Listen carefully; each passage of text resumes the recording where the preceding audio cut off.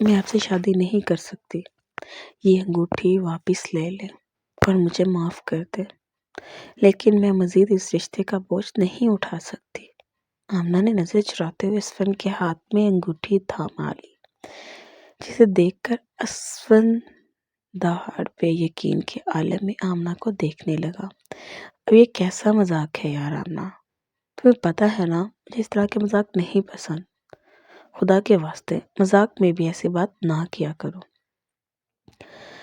میرا دل دھڑکنا بھول جاتا ہے۔ اسفند میں ساکتے ہی آمنہ کے ہاتھوں کو اپنے ہاتھوں میں جکڑا تھا اور اس کی انگلی میں وہ انگوٹھی پہنائی تھی جو اس کی محبت کی سب سے قیمتی نشانی تھی۔ آمنہ نے جھٹکے سے اپنا ہاتھ پیچھے کھینچا۔ خدا کے لیے اسفند یار، میرے لیے مشکل کھڑی نہ کرے، سمجھنے کی کوشش کرے، میں آپ سے شادی نہیں کر سکتی، آمنہ نے سخت لہجے میں جواب دیا تھا۔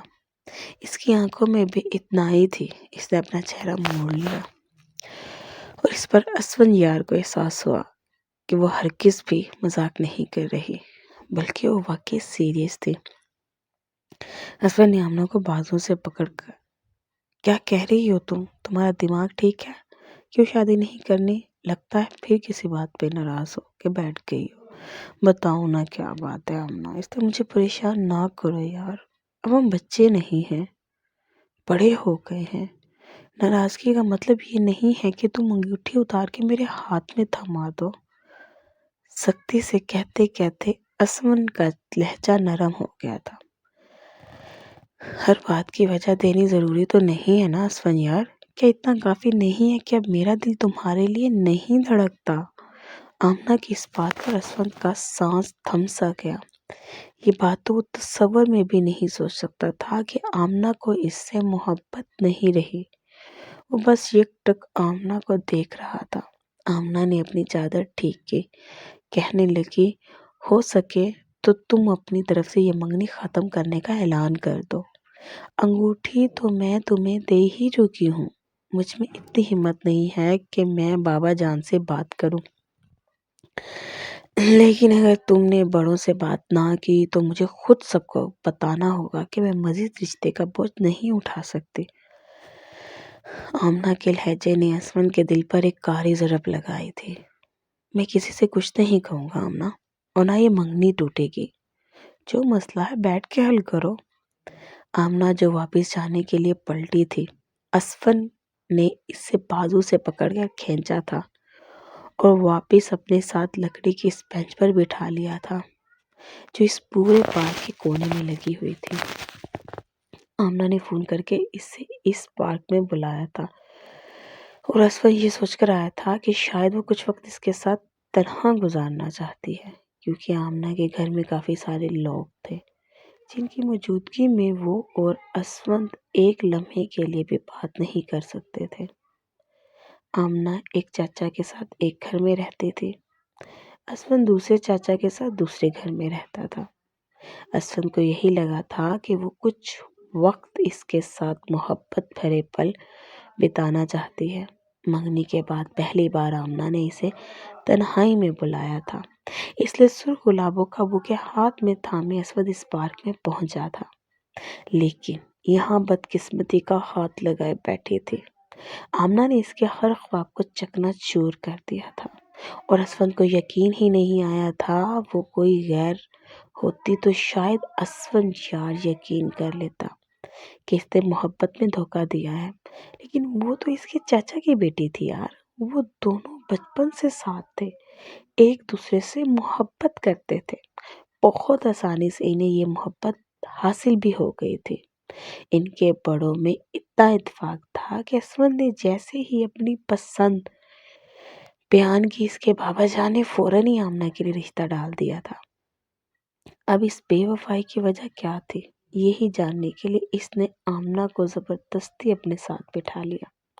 بتاؤ مجھے آمنہ، ایسا کیا ہو گیا ہے جو تم یہ رشتہ توڑنا چاہتی ہو؟ کیا کسی نے تم سے کچھ کہا ہے؟ ایک لمحے کے لیے اسفند یار کے دل میں خیال آیا تھا کہ شاید اس کی اماں نے کچھ کہا ہو، کیونکہ اسفند کی ماں کو آمنہ کچھ خاص پسند نہیں تھی۔ شوہر کے کہنے پر اور بیٹے کی محبت میں انہوں نے منگنی توڑ کر دی، لیکن وہ بار بار اسود کو یہی جتاتے تھے کہ آمنہ جیسی لڑکیاں گھر نہیں بساتی، کیونکہ آمنہ تھوڑی شوخ و چنچل تھی اور اپنی مستی میں مگن رہنے والی تھی، دوسروں کی پرواہ کیے بغیر ہمیشہ وہ کرتی جو اس کا دل کہتا۔ اور یہ بات اسود کی ماں کو پسند نہیں تھی۔ ابھی بھی اسود کو یہی لگا تھا کہ شاید یا تو وہ کسی بات پہ ناراض ہے یا پھر اس کا کوئی نیا بینک۔ آمنہ نے نفی میں سر ہلایا، کہنے لگی نہیں نہیں، مجھے کسی نے کچھ نہیں کہا، بس یوں سمجھ لو کہ آپریشن مل گیا ہے تو میں نے سوچا کہ کیوں اپنی زندگی تمہارے ساتھ خوار کروں۔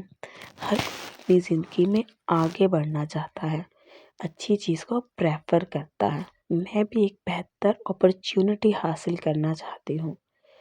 جب دو چیزوں میں سے آپ کو ایک چیز کی چوائس کرنی ہو تو انسان ہمیشہ اسی چیز پر ہاتھ رکھتا ہے جو بہترین ہوتی ہے۔ تمہیں بتاؤں کون سے بیوقوف ہوگا جو بہترین کو چھوڑ کر بہتر کو منتخب کرے گا؟ آمنہ کی بات سن کر اسود دنگ رہ گیا تھا۔ کیا کہہ رہی ہو تم؟ نئی چوائس؟ کیا رشتے اپرچونٹی ہوتے ہیں؟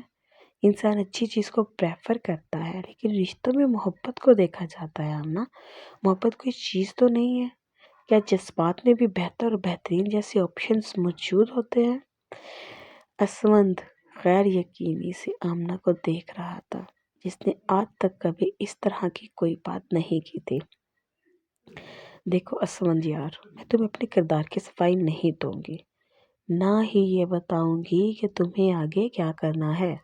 اب یہ فیصلہ تمہیں خود کرنا ہے کہ زبردستی مجھے اپنے ساتھ اس تعلق میں باندھنے کی کوشش کرو یا پھر مجھے آزاد چھوڑ دو تاکہ میں سکون کا سانس لے سکوں۔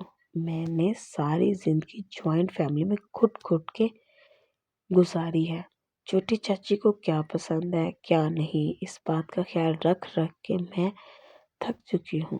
انہیں تو زیادہ شور شرابہ بھی نہیں پسند، اور اس وجہ سے مجھے اپنے آپ کو بہت گھوٹنا پڑتا ہے۔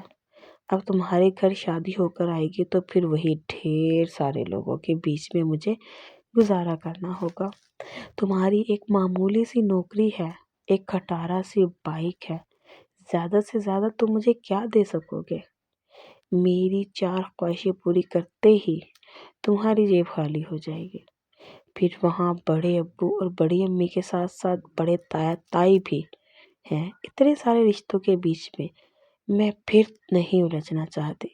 ابھی صرف ایک بیٹی ہوں تو مجھ پہ اتنی روک ٹوک لگائی جاتی ہے، بیٹی کے ساتھ بہو بن جاؤں گی تو میری سانسوں پر بھی کفن لگا دیا جائے گا۔ اس لیے بہتر ہے اسود یار کہ ہمارے راستے اب بھی الگ ہو جائیں۔ میں ساری زندگی رل کے نہیں گزارنا چاہتی۔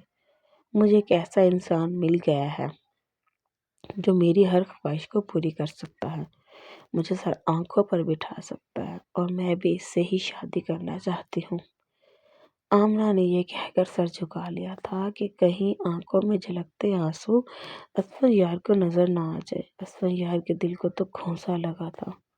کتنی ہی دیر تک وہ اسے تکتا رہا، پھر ایسے لگا جیسے آمنہ مٹی کی کوئی مورت ہو۔ اس نے دوبارہ آمنہ کو پکارا، لیکن وہ بالکل خاموش بیٹھی رہی، وہ بے حسی کی چادر میں لپٹی۔ اسے بالکل بھی وہ آمنہ نہیں لگ رہی تھی جس سے وہ شدید محبت کرتا تھا۔ بنا کچھ کہے وہ خاموشی سے اٹھا، وہاں سے باہر نکل گیا۔ آمنہ بینچ پر اکیلی بیٹھی رہ گئی، سرخ گلابوں کا بوکے اس کے پاس ہی پڑا تھا۔ اس نے ایک نظر جاتے ہوئے اسود یار پر ڈالی، جس کی پشت اس کی نظروں سے اوجھل ہو گئی تھی۔ دل چاہ رہا تھا کہ آواز دے کر وہ اسے روک لے، اس شخص کو روک لے جو جاتے جاتے اس کی زندگی کے سارے رنگ بھی اپنے ساتھ لے گیا۔ لیکن یہ سب اب آمنہ کے اختیار میں نہیں تھا۔ آمنہ نے اپنے دونوں ہاتھوں کو اپنے منہ پر رکھا اور اس قدر پھوٹ پھوٹ کر روئی کہ اس کا پورا وجود لرزنے لگا۔ کچھ ہی دیر گزری تھی کہ اسے اپنے پاس بینچ پر کسی کی موجودگی کا احساس ہوا۔ نظر اٹھا کر دیکھا تو سیاہ پینٹ کوٹ پہنے وہ دل فریب شخص اس کے ساتھ بیٹھا تھا، جس کا نام ہادی تھا، جو آمنہ کا سیاہ بخت لے کر اس کی زندگی میں آیا تھا۔ کیوں آنسو بہا رہی ہو آمنہ؟ تمہارے آنسو مجھے تکلیف دیتے ہیں۔ تم نے جو کیا اپنی محبت کے حق میں اچھا کیا۔ اگر تم اس شخص کو خود سے دور نہ کرتی تو وہ بیچارہ اپنی جان سے ہاتھ دھو بیٹھتا۔ کیا تم چاہتی ہو کہ میں اس کی جان لے لوں؟ آمنہ نے خوف کے مارے نفی میں سر ہلایا تو دھیرے سے ہنس دیا۔ کھٹ کر میں تم سے اتنی محبت کرتا ہوں کہ تمہارے لیے جان لے بھی سکتا ہوں اور جان دے بھی سکتا ہوں۔ اچھا ہوا کہ تم نے بہت محبت سے اسے انکار کر دیا، ورنہ یہ منگنی اس کی موت کی وجہ بھی بن سکتی تھی۔ انگوٹھی واپس کر دی ہے نا؟ ٹانگ پہ ٹانگ جمائے وہ اپنی سیاہ گہری نظروں سے آمنہ کا جائزہ لے رہا تھا۔ جی میں نے واپس کر دی ہے، اس نے گھبرا کر فوراً جواب دیا تھا۔ کہیں وہ اسفند یار کو نقصان ہی نہ پہنچا دے۔ اب اپنے گھر والوں سے بات کرو، میں تمہارے لیے رشتہ بھیجنا چاہتا ہوں۔ ہادی نے مسکراتے ہوئے آمنہ کو دیکھا تھا اور پھر ہاتھ پکڑا اور ایک باکس اس کی طرف بڑھایا۔ یہ کیا ہے؟ آمنہ نے بنا باکس پکڑے پوچھا تھا۔ یہ موبائل فون ہے، اس میں سم بھی لگی ہوئی ہے اور یہی تمہارے شایان شان ہے۔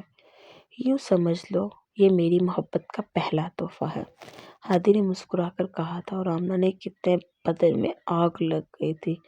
تم جو بھی کر رہے ہو وہ ٹھیک نہیں کر رہے۔ اس طرح تم مجھے تو حاصل کر لو گے، میرا دل، میرا وجود، سب کچھ بہت پہلے اسفند یار کے نام کر چکی ہوں۔ تم زور زبردستی سے کیا حاصل کر لو گے؟ تم میرے وجود کے مالک تو بن سکتے ہو، لیکن میرے دل پر کبھی اپنا نام نقش نہیں کر سکتے۔ آخر کیوں مجھے برباد کرنا چاہتے ہو؟ کیا قصور ہے میرا؟ آمنہ نہ چاہتے ہوئے بھی اس سے الجھ پڑی تھی۔ اس کا بس چلتا تو گریبان پکڑ کر وہ میر ہادی سے اس بات کی وجہ طلب کرتی۔ دھیرے دھیرے سے جھک کر اس کے قریب ہوا ہادی۔ محبت کرتا ہوں تم سے، حاصل کرنا چاہتا ہوں تمہیں، اور یہ تم اسفند یار کی محبت کا راگ الاپتی ہو نا، ایک بار تمہیں اپنا بنا کر اپنے گھر لے جاؤں تو تمہارے دل سے اور تمہارے وجود سے اس کی محبت کو نوچ پھینکوں گا۔ تمہارے وجود اور تمہارے دل پر صرف اور صرف میرا ہی پہرا ہوگا، میرا وعدہ ہے تم سے۔ گھنی مونچھوں تلے ہاتھی زیر لب مسکرایا تھا، اس کی آنکھیں چمک رہی تھی، فتح کی خوشی صاف نظر آ رہی تھی، اور آمنہ کی آنکھوں میں موتی بھر گئے تو آنسو ٹوٹ کے گالوں پر آئے تھے۔ ہادی نے انہیں اپنے پوروں سے چون لیا تھا۔ نہ نہ نہ نہ میری جان، ابھی نہیں، آنسو کو سنبھال کے رکھو۔ اگر تم میری نہ ہوئی تو یہ آنسو اسفند یار کی موت پر بہانا۔ ہادی نے ٹشو نکال کر آمنہ کی طرف بڑھایا تھا اور پھر جانے کے لیے اٹھ کھڑا ہوا تھا۔ چلو میں تمہیں تمہارے گھر تک ڈراپ کر دوں، اس نے آمنہ کو آفر کی تھی۔ ضرورت نہیں ہے، میں چلی جاؤں گی، آمنہ نے صاف انکار کر دیا تھا۔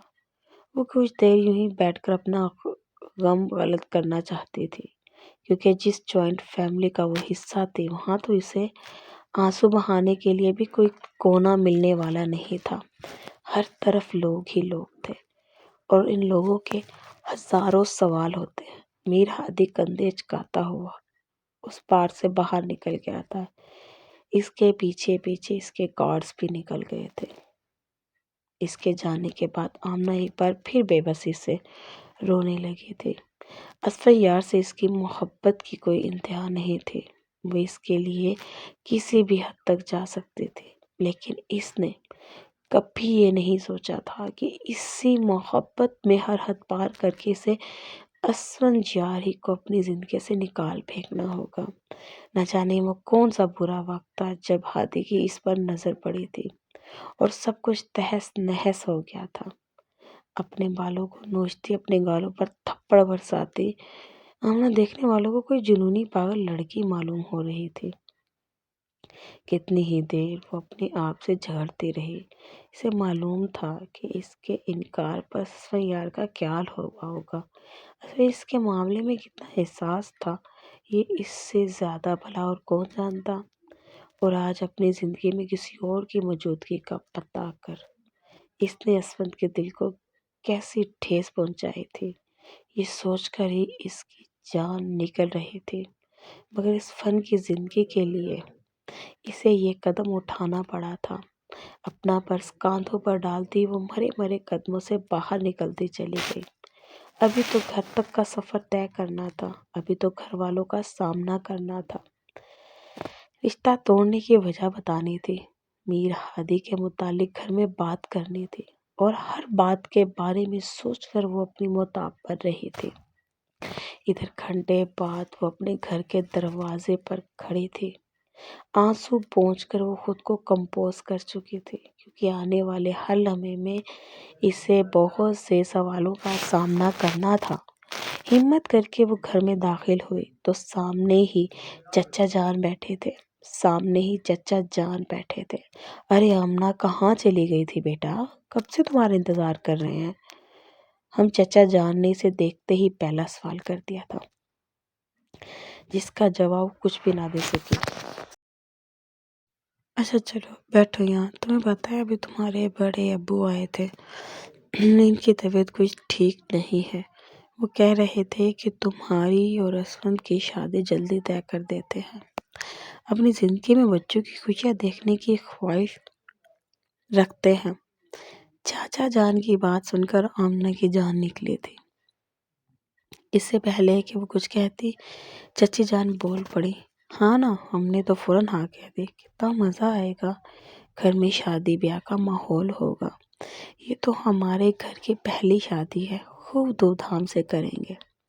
چچی کے چہرے پر بھی خوشی کی رمق نظر آ رہی تھی۔ اس نے ارد گرد نظر دوڑائی تو اس کے کزنز بھنگڑے ڈال رہے تھے۔ گھر میں اچانک ہی شادی جیسا ماحول لگنے لگا تھا۔ اس کا سانس سینے میں ہی اٹکنے لگا تھا۔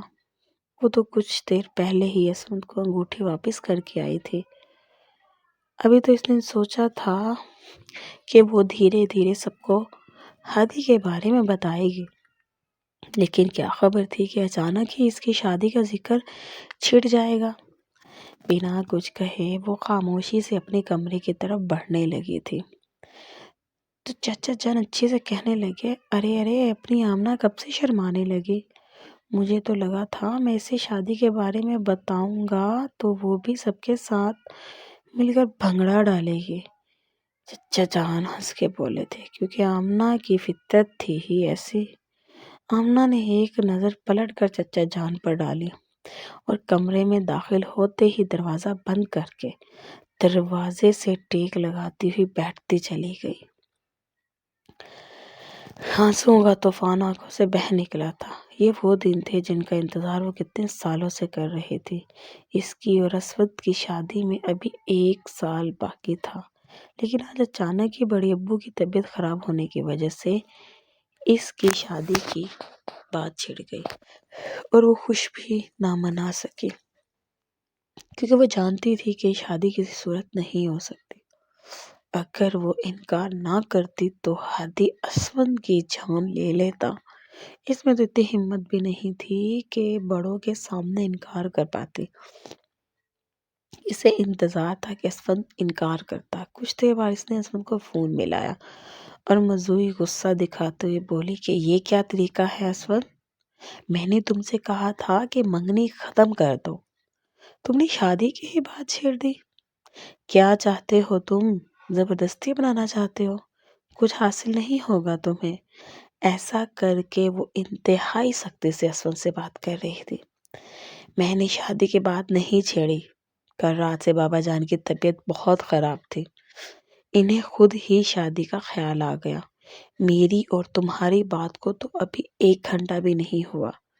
اسفند نے بھی غصے میں ہی جواب دیا تھا، دیکھو اسفند، کسی بھی طرح یہ رشتہ ختم کرو ورنہ اچھا نہیں ہوگا۔ اگر یہ منگنی ختم نہ ہوئی تو میں خودکشی کر لوں گی، لیکن تم سے شادی نہیں کروں گی۔ آمنہ یار کیا ہو گیا تمہیں؟ ہمارے بیچ میں یہ تیسرا شخص کون ہے اور کہاں سے آ گیا؟ آخر کیوں کر رہی ہو ایسا؟ تمہاری جو بھی خواہشیں میں پوری کروں گا، جو تم چاہو گی، جیسا چاہو گی ویسے ہوگا۔ کیا آج تک تمہاری کسی بات پر میں نے انکار کیا ہے؟ اسفند بے بسی سے محبت کی بھیک مانگنے لگا تھا۔ اچھا بتاؤ، مجھے کتنا بڑا محل دے سکتی ہو؟ کتنی گاڑیاں؟ کتنے گارڈز؟ کیا جس ڈائمنڈ سیٹ پہ میں ہاتھ رکھ دوں گی وہ تم مجھے دلا پاؤ گے؟ مجھے کیا اس دنیا کی سیر کروا سکتے ہو تم؟ مجھے کہیں باہر چلنے کا کہو تو گول گپے کے ٹھیلے سے آگے تو تم مجھے کہیں لے نہیں جا سکتے۔ ورلڈ ٹور کیا خاک کرواؤ گے؟ کیا چاہتے ہو ساری زندگی میں کنویں کی مینڈک بن کے رہوں؟ کیا مون اسفن یار، محبت کچھ نہیں ہوتی، ویسے ہی سب کچھ ہوتا ہے، اور مجھے پیسہ چاہیے۔ ایسا ہی ایک پیسے والا شخص مل گیا ہے۔ بے در پہ آمنہ نے اسفند کے دل پہ زخم لگائے تھے اور وہ بس خاموش ہو گیا تھا۔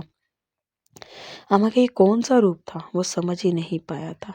یہ تو وہ آمنہ تھی ہی نہیں جسے وہ بچپن سے جانتا تھا۔ دیکھو اسفند، بہتر یہ ہے کہ بچپنا چھوڑو اور اس منگنی کو ختم کرو، ورنہ پھر میں خود یہ اعلان کروں گی اور میرے منع کرنے پر تمہاری نام نہاد انا کو زیادہ ٹھیس پہنچے گی، اور اگر گھر والے نہ مانے تو میں اپنی جان لے لوں گی۔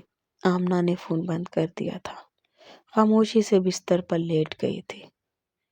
اب تو آنکھیں بھی ویران ہو چکی تھی، آنسو خشک ہو گئے تھے، پر یاد تھے تو ماضی کے وہ پل جو اس نے اسفند یار کے ساتھ ایک غیر شخص کی وجہ سے دفن کر دینا انتہائی مشکل کام تھا، لیکن وہ شفاق شخص اس کی زندگی میں کسی گرہن کی طرح لگ چکا تھا جسے جان چھڑوانا بھی ممکن نہیں تھا۔ گھر میں یہ بات بتاتی بھی تو کس کو؟ وہ اس قدر طاقتور تھا کہ اس کے گھر کے ہر فرد کو نقصان پہنچا سکتا تھا۔ وہ اپنی وجہ سے کسی کو نقصان پہنچانا نہیں چاہتی تھی، اس لیے اس نے ہر درد اکیلے ہی جھیلنے کا فیصلہ کر لیا تھا۔ آنکھیں بند کرتے ہی اسے وہ لمحہ یاد آیا جب اس نے پہلی دفعہ میر ہادی کو دیکھا تھا۔ کاش وہ پل اس کی زندگی میں آیا ہی نہ ہوتا۔ کالج کا آخری دن تھا، رول پارٹی تھی۔ وہ خوب تیار ہو کر اپنے دوستوں کے ساتھ کالج گئی تھی۔ پھر واپسی پر اس کی دوستوں نے لنچ کا پروگرام بنایا تھا۔ ساری دوستیں شہر کے سب سے بڑے ہوٹل میں لنچ کرنے پہنچی تھی اور اپنی دوستوں کے ساتھ مستیاں کرتے ہوئے آمنہ کو پتہ نہیں چلا کہ سامنے سے بھی کوئی آ رہا ہے۔ ہمیشہ کی طرح وہ اپنے بے فکر انداز میں چلتی آ رہی تھی اور اچانک سے ہی بہت زوردار انداز میں وہ اس شخص سے ٹکرا گئی۔ ایک دم ہی اسے ہوش آیا، نظر اٹھا کے دیکھا تو وہ لمبا چوڑا خوبصورت جوان اپنی سیاہ آنکھوں سے بس اسے دیکھتا ہی چلا جا رہا تھا۔ آمنہ گھبرا کر پیچھے ہٹی۔ آئی ایم سوری، میرا دھیان کہیں اور تھا۔ آمنہ نے فوراً معذرت کی۔ اس شخص کے چہرے پر ایک گہری مسکراہٹ آ گئی۔ میر ہادی، اپنا نام بتاتے ہوئے اس نے ہاتھ آگے بڑھایا۔ آمنہ ایک دم ہی حیران رہ گئی۔ یہ ہاتھ ملانا والا کلچر ان کے خاندان میں دور دور تک نہیں تھا۔ وہ ایکسکیوز می کہتی آگے بڑھ گئی، لیکن ساتھ ساتھ اس کی بدنصیبی بھی اس کے ساتھ لگ گئی تھی۔ ہادی نے پلٹ کر بہت گہری نظروں سے اس لڑکی کو دیکھا تھا جو پرپل کلر کے چوڑی دار پجامے اور فراق میں اونچی بونی بنائے خوبصورتی کی آخری حدوں کو چھو رہی تھی۔ کون ہے یہ لڑکی؟ مجھے اس کی معلومات چاہیے۔ ہادی نے اپنے پیچھے آتے سیکریٹری کو ہدایت کی تھی۔ اس کا سیکریٹری ایک دم چونک کر اس لڑکی کی جانب دیکھنے لگا جو اپنے دوستوں کے ساتھ کونے والی ٹیبل پر بیٹھ چکی تھی۔ جی سر، شام تک آپ کی ٹیبل پر ساری معلومات ہوں گی، سیکریٹری نے فوراً مؤدب انداز میں کہا تھا، اور میر ہادی مسکراتے ہوئے گہری نظر اس پر ڈالتے ہوئے واپس آگے کی جانب بڑھ گیا تھا۔ وہ ایک ضروری میٹنگ کے لیے اس ہوٹل میں آیا تھا، لیکن اپنا دل یہیں چھوڑ کر جا رہا تھا۔ بہت ہی عجیب سا آدمی ہے نا، نہ جان نہ پہچان۔ ہاتھ ملانے کے لیے ہاتھ آگے بڑھا دیا، غلطی سے ٹکرا گئی تو فری ہونے کی کوشش کر رہا تھا۔ آمنہ کو اس کے ہاتھ بڑھانے والی حرکت پر شدید غصہ آیا تھا۔ برابر میں بیٹھی اس کی دوست آمنہ نے چٹکی کاٹی۔ آہستہ بولو آمنہ، یہ بہت بڑا ہوٹل ہے، یہاں شہر کے امیر امیر لوگ آتے ہیں، ہم بھی سارے سال کی جمع پونجی لے کر یہاں آئے ہیں، کیا پتا کوئی رئیس زیادہ ہو۔ تیری تو منگنی ہو چکی ہے، ہو سکتا ہے ہماری ہی قسمت کھل جائے۔ ہمنا نے مسکراتے ہوئے شرارتی انداز میں کہا تھا۔ واہ بھائی واہ، مجھے تو لگا تھا ہم یہاں لنچ کرنے آئے ہیں، مگر میری دوستیں تو اپنے اپنے بر تلاش کرنے آئی ہیں۔ آمنہ خوب کھلکھلا کے ہنسی تھی۔ ہاں تو اور کیا کریں، ہر کسی کی قسمت تمہارے جیسی نہیں ہوتی نا۔ بیٹھے بٹھائے اسفن یار جیسا گڈ لکنگ شخص مل گیا، پھر محبت بھی اتنی کرتا ہے، ہمیں تو کوئی پلٹ کے گھاس بھی نہیں ڈالتا۔ ہمنا نے معصوم سی صورت بنائی تھی اور باقی سب دوستیں ہنستی ہی چلی گئی تھی۔ بہت سوچ سمجھ کر انہوں نے آرڈر کیا تھا، کیونکہ یہ واقعی شہر کا بہت مہنگا ہوٹل تھا۔ کھانا کھانے کے بعد جب بل منگوایا تو ویٹر نے بتایا کہ ان کا بل پے ہو چکا ہے۔ یہ سن کر وہ سبھی ہکا بکا رہ گئے تھے، اتنے مہنگے ہوٹل میں بھلا ان کا بل کیسے اور کون پے کر سکتا تھا؟ سب ایک دوسرے کی جانب دیکھ رہی تھی۔ پھر ہمنا نے ویٹر سے کہا کہ آپ کو کوئی غلط فہمی ہوئی ہوگی، ہم نے تو بل پے نہیں کیا۔ ویٹر مسکرا کے کہنے لگا، میڈم آپ کا بل پے ہو چکا ہے، بلکہ اگر آپ کچھ اور بھی آرڈر کرنا چاہیں تو کر سکتی ہیں، آپ کے کوئی بل پے نہیں کرنا ہوگا۔ یہ سن کر تو ان سب کا ہی منہ کھل گیا تھا، کس نے بل پے کیا ہے؟ ہمارا۔ آمنہ نے حیرت سے پوچھا۔ امیر ہادی صاحب نے، ویٹر نے پیشہ وارانہ انداز میں مسکراتے ہوئے اطلاع دی، اور آمنہ کا دل دھک سے رہ گیا تھا۔ میر ہادی؟ وہ زیر لب بڑبڑائی تھی۔ میرے چینل پر بنے رہیں، ملتے ہیں بہت ہی انٹرسٹنگ نیکسٹ پارٹ کے ساتھ۔ ویڈیو کو شیئر کریں، چینل کو سبسکرائب کریں اور بیل آئیکن کے بٹن کو دبائیں تاکہ نیکسٹ پارٹ سب سے پہلے آپ کو مل سکے۔ شکریہ، جزاک اللہ خیر۔